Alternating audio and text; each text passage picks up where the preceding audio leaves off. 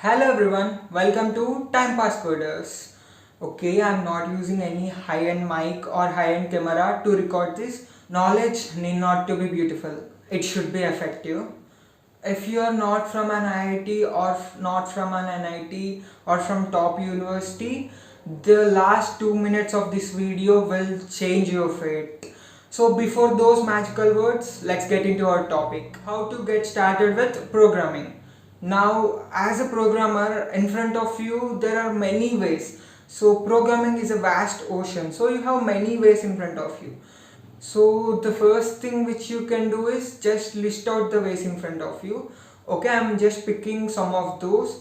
There is Android development or iOS development. There is ethical hacking. There is artificial intelligence, machine learning along with deep learning. You can also go to web development. It may be full stack or back end or front end. There is also data science and much more. And these are some of the popular fields which I listed out. So firstly, make clear that there are many ways available in front of you and it's your opinion, your choice which one to choose. And how are you going to choose the field which you need? The thing is, choose the field in which you are more interested in. Choose the field which suits you the best. How you will know which field will suit you the best? The only way is to go and try it.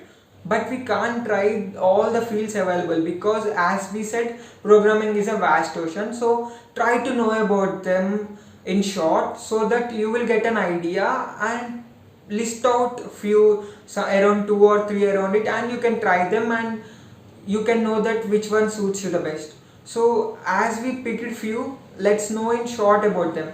So first let us know about Android development or iOS development. It is nothing but creating apps for Android or iOS. Android development means creating apps for Android which you see in Play Store or Chrome, and creating apps for iOS is called iOS development. This is about Android and iOS development. So we are discussing about in short, just to give you a small idea what the name means. Next thing is web development. Web development is nothing but in everyday life now we go to so many websites, www.youtube.com, Google, many more. So these are all websites. So a web developer will build these websites, not a single one. A company will hire so many web developers and they will build them.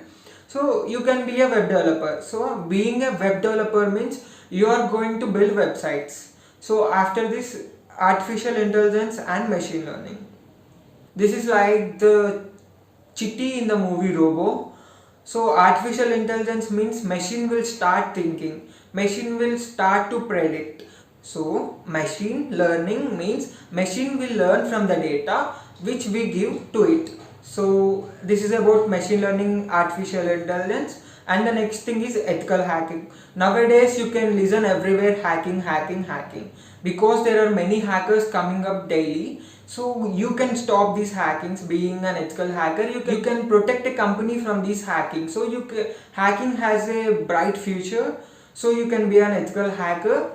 And next thing is data science. Every second a large amount of data is being generated in today's world. So the data can't be useless. So to bring out the analytics from the data, we use data scientists. So this is the job of a data scientist. He will bring out the analytics from the data which he have. So this is data science. Now you have got a basic idea on these. Not only these, there are many more. You should also be learning algorithms and data structures. So you should be learning algorithms and data structures too, because they are going to ask algorithms and data structures in the interview. It's mandatory to say in most of the interviews. So what is exactly data structures and algorithms? So okay, let's not talk about it in detail. To get an idea on it, let me explain you. Algorithm is nothing but to solve a problem we need some logic, and that logic we call algorithm. And to store the data in a program we use structures. Those structures are called data structures. So to store the data in a program we use structures, and those structures are called data structures like arrays. So this is about data structure. So you are going to learn these data structures and algorithms too, and along with this you are also going to enter into competitive programming. Competitive programming means they will give a problem to you and some amount of time, and they will also give some regulations like time complexities and stuff, and you are going to solve it. There are many websites in which you can find the questions for competitive programming. Every week so many contests are being held in many websites. You can go and participate them. Some of them are Hacker Earth, Hacker Rank also, you can try it out. There are so many, just go and Google it, you will get. We are in the year of 2021 where we have so many resources available. Past in 2010 2000 we don't have these many resources now which we are having. Now we can learn anything, and that too free of cost. If we have some internet and laptop, we can learn anything we want. We can go to Google and we can learn Python, machine learning, everything is available free. There are so many resources available, so you can learn anything. And before I conclude, I want to say you, as we already said, programming is a vast ocean. So there are so many libraries available in many programming languages. So there is a lot in programming. So you can't memorize or remember everything. You are not a computer or machine to remember everything. You are a human. So you try to understand everything you learn. Suppose you are learning a new library, so try to understand it, what it function do and what it does. Just have an idea and try to understand it and try to figure out the logic behind it. That's it, but don't try to memorize it, because in the way you go, you are going to apply what you learn. So while you are applying it in your project, in the way you will remember what you need to remember, but just don't keep memorizing it. Always try to apply what you have learned.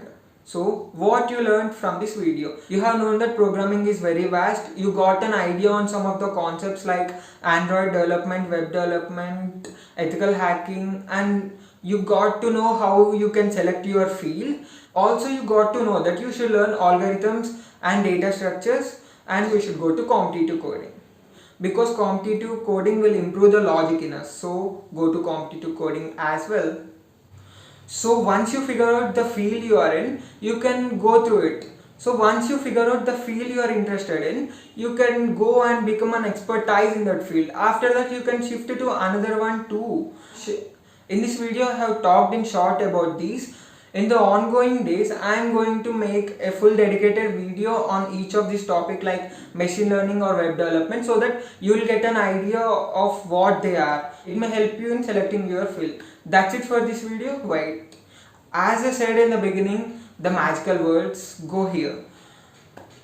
If you are not from an IIT or NIT or from top college, say me one thing, what is the difference between your college and an IIT or NIT? You would say the students. IITians work very hard, but most of you while coming to your college, you might thought I would work very hard. Working hard means I don't say that you don't chill out or you don't have fun. Even IITians will have fun. So the main difference here is the culture and the surroundings around us. In an IIT, the culture is very different from the culture we have around us here. Let me explain you it in clear. If you are in a room of 5 and 4 members are doing competitive programming or participating in hackathons, I forgot to say, also participate in hackathons. There are many hackathons happening around us. So try to participate in hackathons around you with your team. It will help you a lot. Okay, let's get back to the topic. If 4 members of you are doing coding and only you are not doing coding or not participating in any hackathons, automatically you will get interest to participate in hackathon or learn something. You should have a community around you such that it should be productive. This plays a very important role in your career. Always try to have a productive environment. To explain it more clearly, in a room of 5 children, 4 children are eating lollipops. Then fifth one will cry for a lollipop. If 4 children are eating some ice cream, fifth one will cry for an ice cream. So this is the same way. If 4 members are doing the coding, then automatically the fifth one will do it. So, and also you can help each other in your way. So as we are from normal college, we should try to inculcate this culture of coding in our premises, in our co-students. Always try to share knowledge. Don't always keep it with it. Don't think that if I share knowledge, my co-member will gain more knowledge, than me. Don't think like that. You are going to share your knowledge so that you will gain experience, and also you will get a productive environment which boost your productivity. So always try to share the knowledge and try to inculcate this habit. You can also say the lecturers in IIT, and also there are so many hackathons, competitions held in IIT. Okay, that's right. You as a student in your college itself is a big community. You yourself can organize hackathons, you yourself can organize workshops, you yourself can organize weekly coding competitions. That's not the problem. The problem is about the culture you have. Try to inculcate this culture of coding around you. If you think this video helped you, this is gonna help your friends too. Please try to share this video with your friends so that they will also start learning. Sharing this knowledge may change your fate. Thank you for watching. Subscribe for more.